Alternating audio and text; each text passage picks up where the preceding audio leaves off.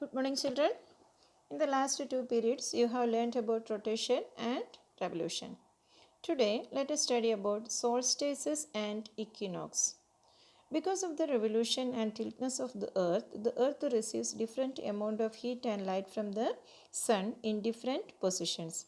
And we have summer solstice, winter solstice and equinox. I think these words are very new to you. First of all, let us learn what is summer solstice. On 21st June, the northern hemisphere is tilted towards the sun. The rays of the sun falls directly on the Tropic of Cancer. So these areas receive more heat, but the areas near the poles receive very less heat because the sun rays are slanting. Since a large portion of northern hemisphere getting light from the sun, it is summer in the northern hemisphere. The longest day and the shortest night at these places occurs on 21st June. At this time, the conditions in the southern hemisphere are reversed. It is winter here. This position of the earth is called the summer solstice. So what is summer solstice? On 21st June, the northern hemisphere is tilted towards the sun. We have seen in the last class when the earth revolves around the sun, the position of the earth changes, isn't it? So on 21st June, the northern hemisphere is tilted towards the sun. When the northern hemisphere is tilted towards the sun, what happens? More sunlight will be receiving by the northern hemisphere. And the rays of the sun falls directly on the Tropic of Cancer. You know what is Tropic of Cancer? This is 23.5 degree north latitude. So these areas receive more heat. But the areas near the poles receive very less heat because the sun rays are slanting to the poles. Poles are not receiving direct sun rays from the sun. Since a large portion of the northern hemisphere is getting light from the sun, which season will be experiencing there? It is summer in the northern hemisphere. And the longest day and the shortest night at this place occurs on 21st June. So 21st June experience the longest day of the year. At this time, the conditions in the southern hemisphere are reversed. It is winter there. So, when it is summer in the northern hemisphere, it will be winter in the southern hemisphere. This position of the earth is called the summer solstice. I hope you understood what is summer solstice. On 21st June, northern hemisphere receives more sunlight from the sun, or on the Tropic of Cancer, direct sun rays are falling. So, it receives more sunlight from the sun, and it is summer in northern hemisphere. At the same time, it will be winter in the southern hemisphere. This position of the earth is known as summer solstice. Now let us see what is winter solstice. Before that, you know Christmas is celebrated in Australia in the summer season. Do you know why? Because Australia comes in which hemisphere? Northern hemisphere or southern hemisphere? It is in southern hemisphere. That is why Australia celebrate Christmas in summer season. When we celebrate Christmas, we celebrate Christmas in winter season, isn't it? Christmas occurs on December 25.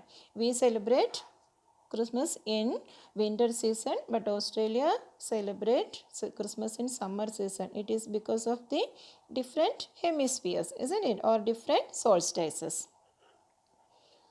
Now let us see what is winter solstice. On 22nd December, the Tropic of Capricorn receives direct sun rays of the sun as the south pole tilted towards the sun. On 21st June, the Tropic of Cancer receives direct sun rays of the sun. Here on 22nd December, the Tropic of Capricorn receives direct sun rays of the sun, and the south pole is tilted towards the sun. A larger portion of the southern hemisphere gets light. When the when the earth is tilted towards the sun, that part receives more heat from the sun.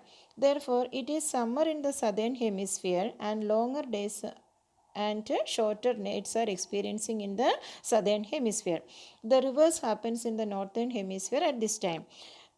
when southern hemisphere experiences summer, the northern hemisphere will experience winter. This position of the earth is called winter solstice. So on 22nd December, the direct sun rays falls on the tropic of Capricorn, 23.5 degrees south latitude.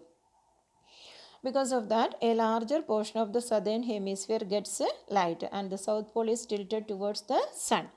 Therefore, it is summer in southern hemisphere and winter in the northern hemisphere. And this position of the earth is called winter solstice. Understood?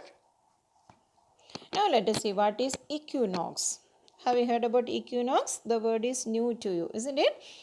On 21st March and September 23rd, the direct sun rays of the sun falls on the equator. You know what is equator? Yes, 0 degree latitude that divides the earth into two equal parts. At this position, neither of the poles tilted towards the sun. So the whole world experiences equal days and nights. This is called equinox. On 21st March and September 23rd, direct sun rays falls on the equator. At this position, neither of the poles, neither south pole nor the north pole, tilted towards the sun. So the whole world experience equal days and nights. This is called equinox. Exact 12 hours day and 12 hours night on these 2 days. Which are the 2 days? 21st March and September 23rd. So these 2 days we call it as equinox. On the days of this equinox, we experience equal day and equal night. This is known as equinox. When are the equinox days? 21st March and September 23rd. Here on these 2 days, on 23rd September, it is autumn season in the northern hemisphere and spring in the southern hemisphere. The opposite is the case on 21st March. It is spring in the northern hemisphere and autumn in the southern hemisphere. Here also we can see different seasons in different hemispheres. On 23rd September, it is autumn in the northern hemisphere and spring in the southern hemisphere.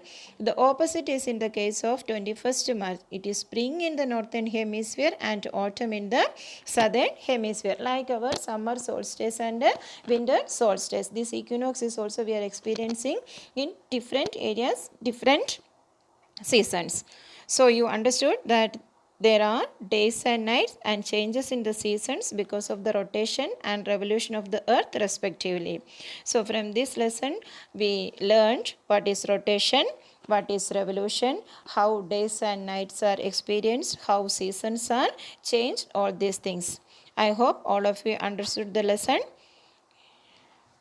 Now, let us watch the different positions of the earth and different solstices and equinox. From this, we can understand the different position of the earth and different solstices and equinoxes.